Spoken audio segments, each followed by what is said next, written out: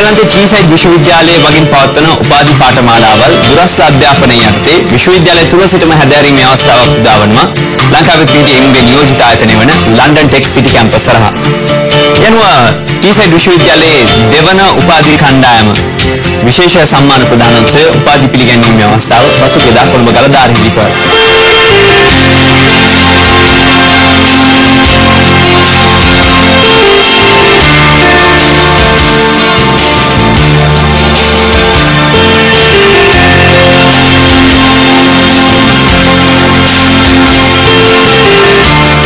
ටීසයිඩ් විශ්වවිද්‍යාලය එක්සත් රාජධානියේ රාජකීය වරලක්භාවය ලදසේම 2010 වසරේ මහා බ්‍රිතාන්‍යයේ හොඳම විශ්වවිද්‍යාලය බවට පත් වූ ආයතනයයි.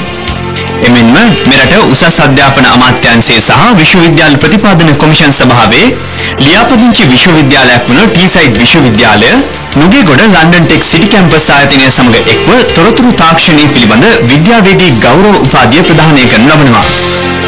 ඒ සඳහා පැවැත්වුණු උපාධි පාඨමාලාවේ දෙවන කණ්ඩායමේ උපාධි ප්‍රදානෝත්සවය පසුගියදා කොළඹ ගලදාරිය හෝටලයේදී පැවැත්වුණා.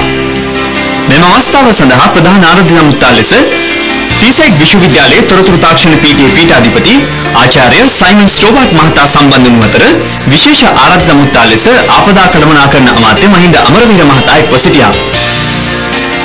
එමෙන්ම එම අවස්ථාවට ලන්ඩන් ටෙක් සිටි කැම්පස් කළමනාකාර අධ්‍යක්ෂ සුපර් අහමඩ් මහතා, ලන්ඩන් ටෙක් සිටි කැම්පස් දේශකවරුන් වන කමල් විජේසේකර, සුසන්ත බාතිගේ, සංජීව ඒකනායක සමග බ්‍රිතාන්‍ය පරිගණකවරුන්ගේ සංගමයේ ශ්‍රී ලංකා කළමනාකාරිණී නිරංජලා වීරසිංහ මහත්මිය ඇතුළු විශාල පිරිසක් එක්ව සිටියා.